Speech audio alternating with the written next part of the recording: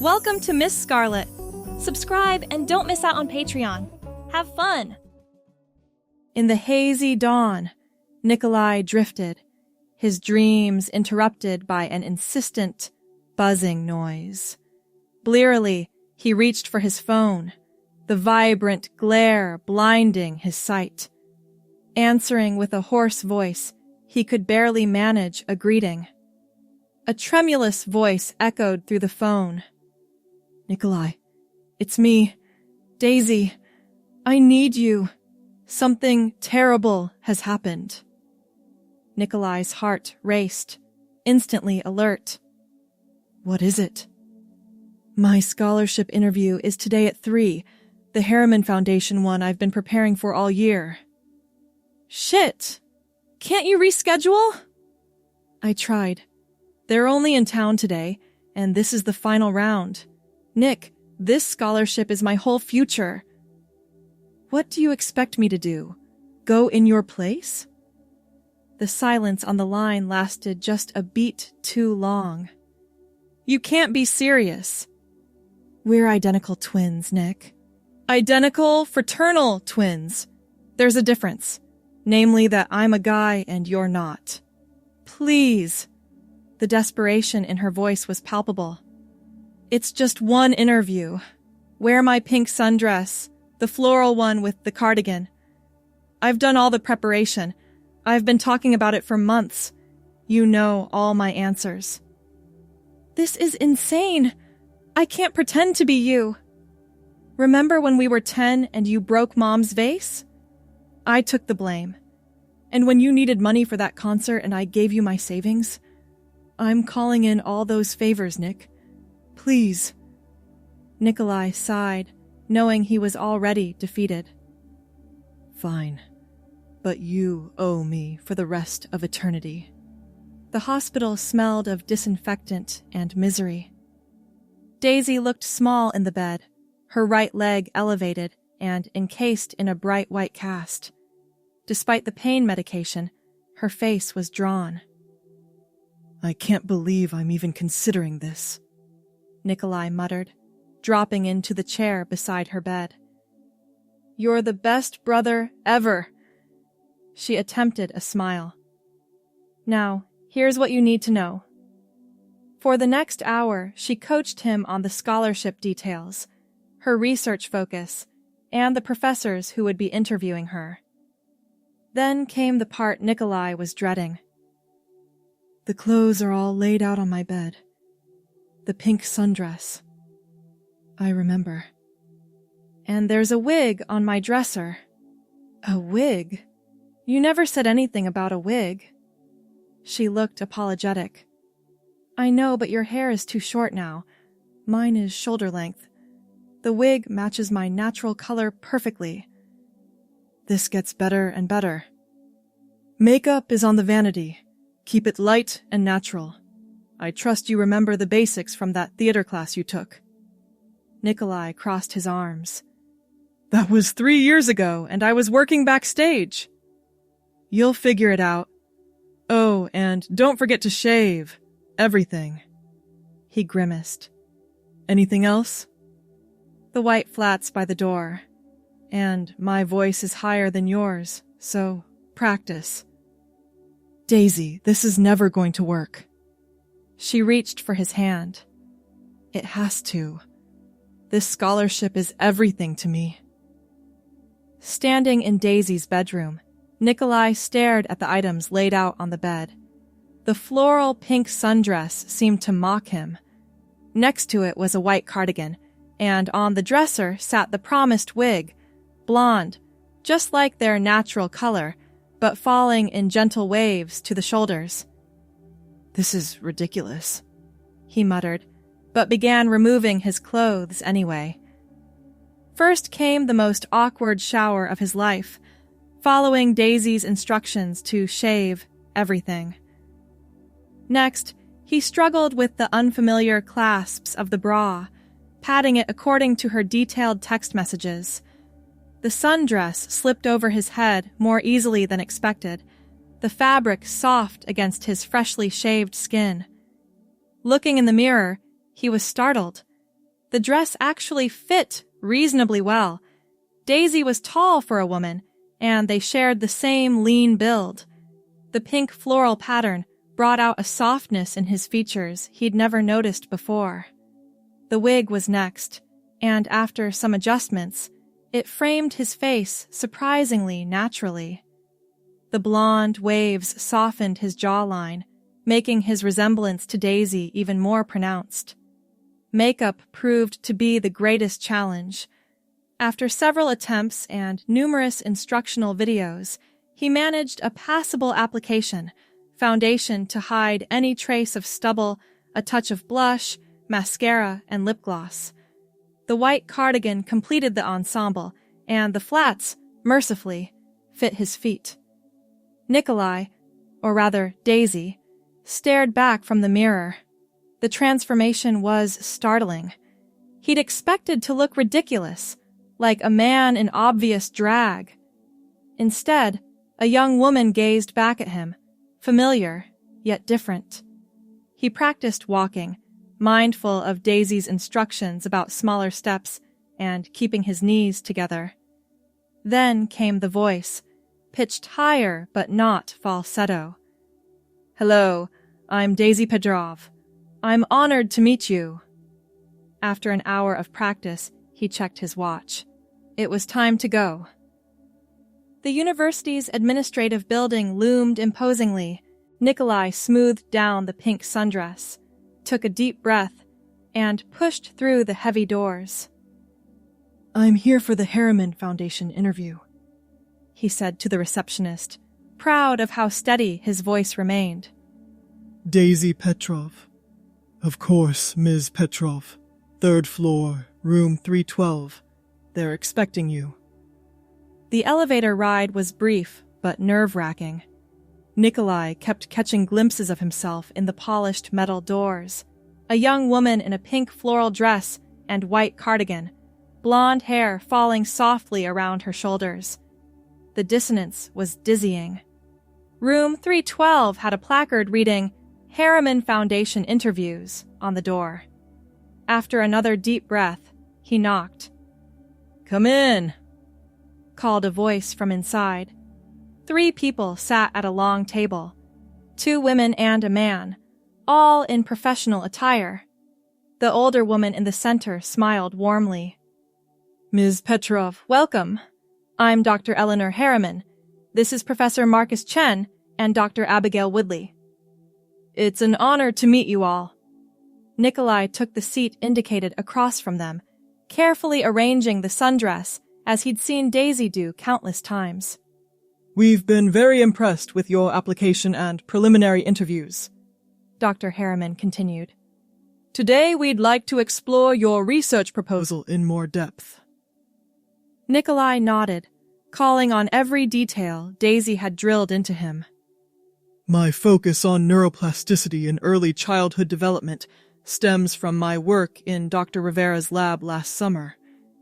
To his surprise, the words flowed naturally. He'd heard Daisy talk about her research so often that he could anticipate the questions and provide thoughtful responses. When asked about methodological approaches, he found himself drawing on his own engineering background to offer insights that seemed to impress the panel. "That's a fascinating perspective, Ms. Petrov," Dr. Woodley commented. "I hadn't considered the applications to educational technology in quite that way." The interview continued for nearly an hour.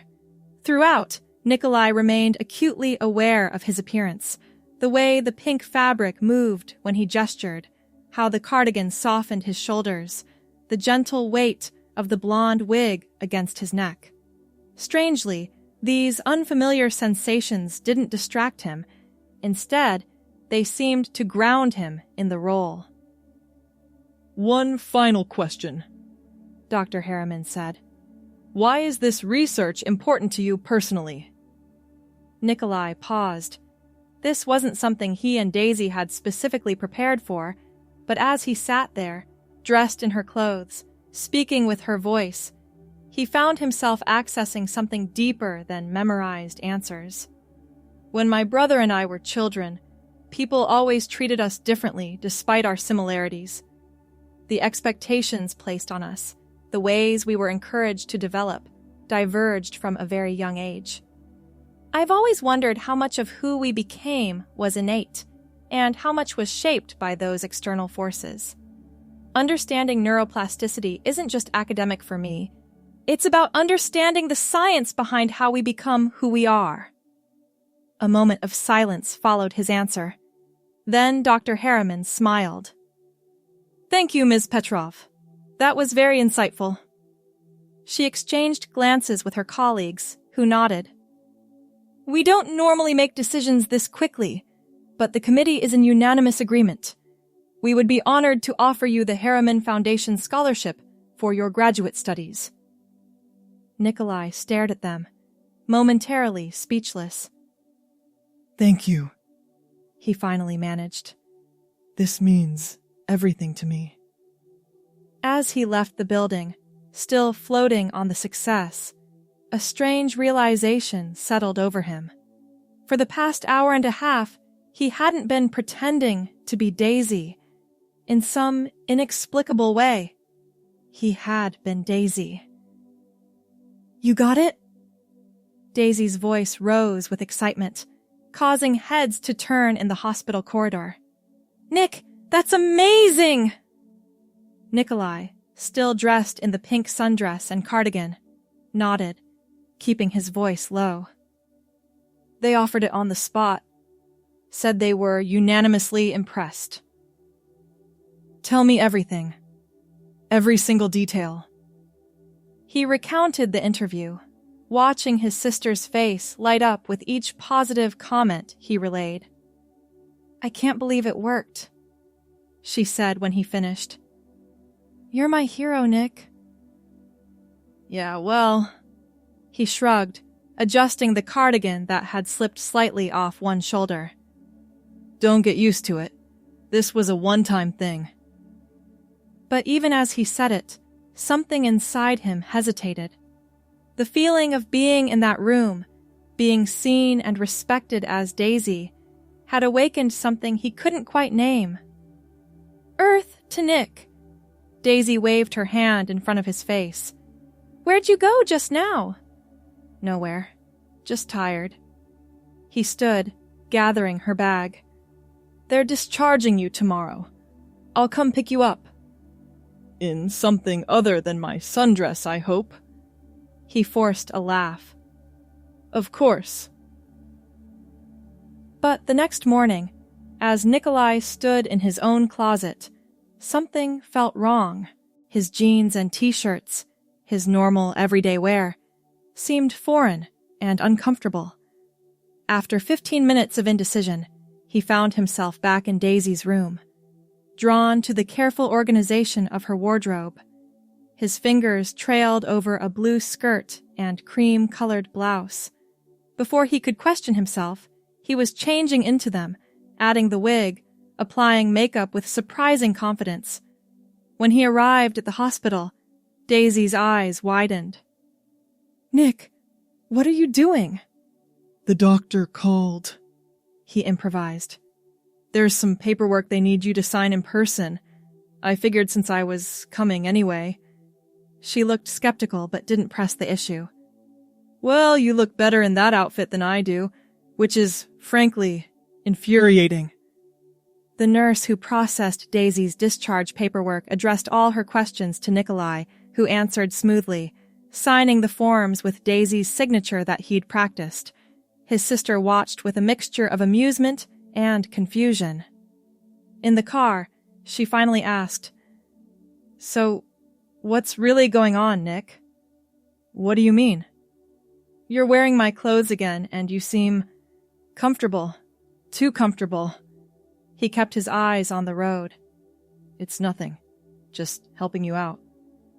Uh-huh. She sounded unconvinced.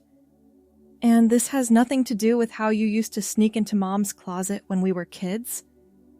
Nikolai nearly swerved. You knew about that? Of course I knew. You weren't exactly subtle. Her voice softened.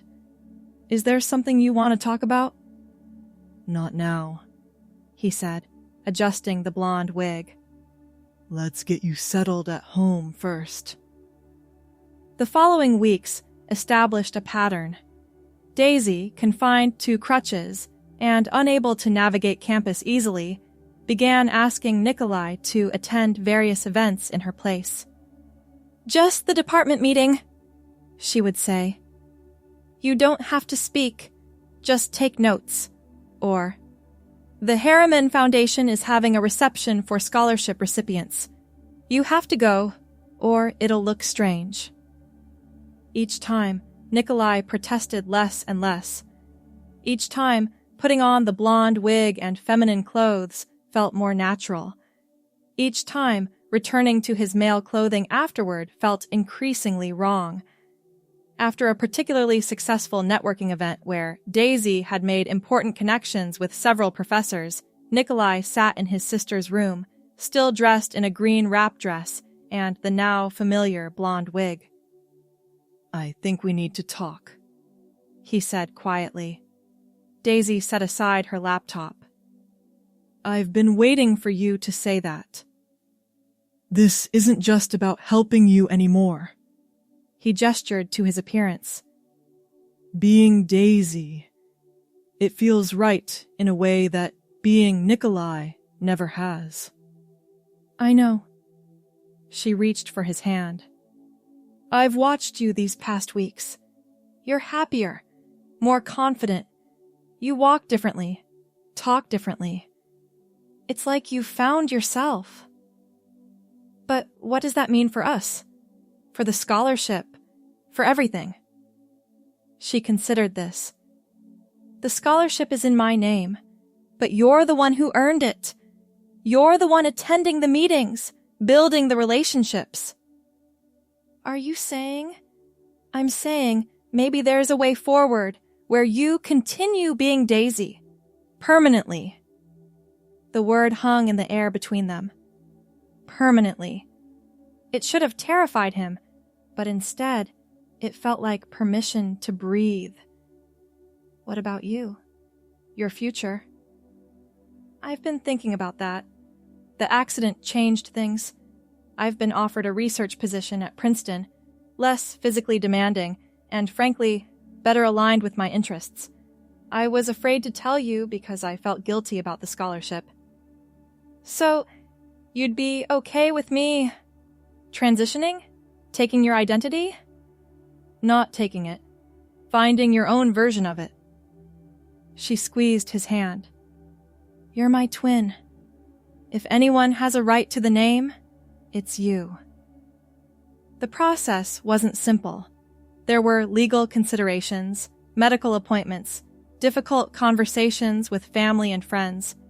But 6 months later, as Daisy stood in front of the mirror adjusting the collar of her blouse, her blonde hair, now growing in naturally, brushed her shoulders. The pink floral sundress hung in her closet, a reminder of where this journey had begun. She wore it less often now, having developed her own style, but it remained special. Her phone buzzed with a text from her sister, the original Daisy, now going by her middle name, Marie. "Ready for your first day of classes, Professor Petrov?" Daisy smiled at her reflection. The Harriman Scholarship had led to a teaching assistant position, which had in turn opened the door to a junior faculty role. Today, she would stand in front of students for the first time as herself.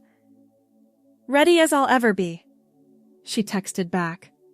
As she gathered her materials, she reflected on the strange twist of fate that had led her here. One broken leg, one pink sundress, one interview where she'd spoken truth she hadn't even known she possessed. The scholarship interview question echoed in her mind. Why is this research important to you, personally? Understanding how we become who we are. She hadn't realized then how profound that question would prove to be, how central to her own transformation. Daisy picked up her bag, took one last look in the mirror, and headed out to begin her day as herself. "Is it strange?" Marie asked over coffee months later. Knowing that if my leg hadn't broken that day, you might never have discovered who you really are? Daisy considered this, stirring her latte thoughtfully. The cafe buzzed with activity around them, but in their corner table, a moment of reflection opened between the twins. I think I always knew, deep down, she finally answered. The opportunity to be you just gave me permission to be me. Marie nodded. The pink sundress suits you better anyway. I haven't worn it in ages. But you keep it. Of course, Daisy smiled. Some things you keep not because you use them, but because they changed your life. Her phone chimed with a calendar reminder, a meeting with the scholarship committee where she would help select next year's recipient. The irony wasn't lost on her that she now sat on the other side of the interview table, asking young researchers why their work mattered to them personally. I should go, she said, gathering her things. The blue dress she wore today complemented her blonde hair, which now reached past her shoulders, no wig required. Professor Petrov has important business, Marie teased. Who would have thought my little brother would become such an accomplished woman? We're twins. I'm 4 minutes younger. Not little. Still counts. As they hugged goodbye, Daisy felt a profound gratitude. Her path had been unconventional, but with Marie's support, she'd found her way to authenticity. Walking across campus to her meeting, she passed the administrative building where it had all begun. Room 312, where she had sat in a pink floral sundress and white cardigan, speaking words that had changed the course of her life. She touched her department ID badge, which bore her photo and the name Dr. Daisy Petrov. Not borrowed, not temporary, but truly hers. The seasons changed, and with them, Daisy grew more fully into herself. What had begun as an emergency impersonation had evolved into a life more genuine than she could have imagined. Her research flourished. The paper she published on neuroplasticity received recognition in the field, leading to speaking invitations and collaboration opportunities. At each conference, each lecture, she stood confidently as Dr. Petrov, her blonde hair often pulled back in a practical ponytail. Her wardrobe evolved to professional attire that reflected her personal style. On the anniversary of the interview, she met Marie for dinner at their favorite restaurant. 1 year, Marie said, raising her glass in toast. 1 year since my broken leg changed both our lives. Daisy clinked her glass against her sister's. Sometimes I wonder if it was always meant to happen this way. You mean, did I throw myself down those stairs on purpose? Marie laughed. I'm supportive, but not that self-sacrificing. No, but maybe the universe knew what we both needed. You found your path at Princeton. I found myself. The waiter arrived with their appetizers, addressing them both as ladies, a small moment that still sometimes caught Daisy by surprise in its rightness. Have you heard from Mom and Dad? Marie asked once they were alone again. Dad called yesterday. He's trying. Uses the right name most of the time now. And Mom? Daisy sighed. Still struggling, but she sent a card for my birthday, addressed to Daisy, not Nikolai. Progress. They'll get there. Marie reached across the table to squeeze her hand. We all had to adjust to the change. They just need more time. I know. I'm patient. Patient? You? Marie snorted. The person who couldn't wait 5 minutes for dessert as a kid? People change. Neuroplasticity in action. They laughed together, and in that moment, Daisy felt the fullness of her journey. The fear and uncertainty transformed into joy and authenticity. Later that night, alone in her apartment, she opened her closet and took out the pink floral sundress and white cardigan. She hadn't worn them since those early weeks, but she kept them carefully preserved. Running her fingers over the soft fabric, she remembered that first glimpse of herself in the mirror, the startling recognition of something true that had been hidden for so long. She tried the dress on, curious if it would feel different now. It fit perfectly, as if it had been waiting for her all along. The woman who gazed back from the mirror was confident, whole, the exterior finally matching the interior. Her phone chimed with a text from Marie. "Happy rebirthday! So proud of the woman you've become." Daisy smiled, took a photo of herself in the dress, and sent it back with the caption, "Still fits." Some beginnings were accidental. Some discoveries happened when you least expected them. And, sometimes, the most authentic self emerged from pretending to be someone else. The following spring brought new challenges and opportunities. Daisy's research grant was renewed, allowing her to expand her team and take on more graduate students. Her department chair had hinted at early tenure consideration based on her publication record and teaching evaluations. "Dr. Petrov?" A tentative knock accompanied the voice at her office door. Daisy looked up from her computer to see one of her first-year students, Emma, hovering uncertainly in the doorway. "Come in, Emma. What can I help you with?" The young woman slipped into the chair across from Daisy's desk, clutching a folder to her chest. "I wanted to discuss my research proposal, but—" she hesitated. "Can I ask you something personal first?" Daisy set aside her work, giving Emma her full attention. "Of course. How did you know that that transitioning was right for you?" The question caught Daisy by surprise, though perhaps it shouldn't have. While she didn't explicitly discuss her transition with students, it wasn't a secret on campus. "That's a complex question," she said carefully. "For me, it wasn't one moment of certainty, but a series of revelations." "Why do you ask?" Emma's eyes dropped to her hands. "I've been questioning a lot lately, about myself, who I am versus who everyone expects me to be." Daisy nodded, understanding blooming. "Identity is rarely straightforward. For me, there was a moment when I was able to step outside my assigned role and see myself differently. The experience was clarifying. Like trying on another person's life? Something like that," Daisy smiled. "Though I eventually realized it wasn't another person's life at all. It was mine, just hidden beneath expectations and assumptions." Emma seemed to absorb this, nodding slowly. "That makes sense. Thank you for being willing to talk about it." "Anytime." Daisy gestured to the folder. "Now, let's look at that research proposal."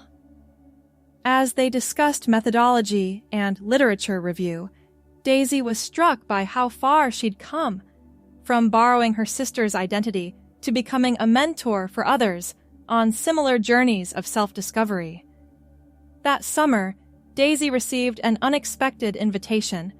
The Harriman Foundation was hosting a 5-year anniversary celebration for scholarship recipients, with a special recognition for those whose work had made significant contributions to their fields. "You have to go," Marie insisted during their weekly video call. "Your paper on neuroplasticity and identity formation is literally changing how people understand cognitive development." "It feels a bit like imposter syndrome," Daisy admitted, twirling a strand of her blonde hair. "The scholarship was awarded to you originally, and you've more than earned it since. Besides, Dr. Harriman knows the full story. You told her yourself last year."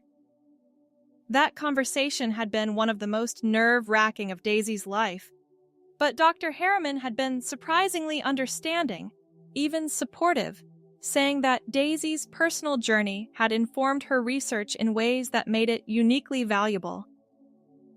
"You're right," Daisy conceded. "I'll go." The evening of the celebration, Daisy chose her outfit carefully, a sophisticated blue dress that complemented her eyes, her blonde hair styled in soft waves reminiscent of how the wig had looked on that first interview day. The foundation's headquarters was decorated elegantly, with scholars from across the country mingling among university administrators and potential donors. Daisy accepted a glass of champagne and scanned the room, recognizing several faces from academic conferences. "Dr. Petrov?" Dr. Harriman approached, elegant in a charcoal suit. "I'm so glad you could join us." "Thank you for the invitation. The Foundation's support has been invaluable to my work." "Your work has been invaluable to the Foundation. Your paper on neuroplasticity is precisely the kind of groundbreaking research we aim to foster." She lowered her voice slightly.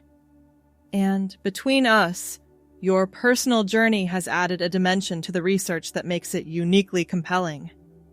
Daisy felt a flush of pride. "That means a great deal coming from you." "I have a proposal for you, actually. We're establishing a new initiative focused on identity development across cultures. Given your expertise, I'd like you to consider joining the advisory board." The offer was unexpected and exciting. "I'd be honored." "Excellent. We'll talk details soon, Doctor." Harriman gestured toward the podium. "I believe they're about to begin the presentations. You're being highlighted third, I believe."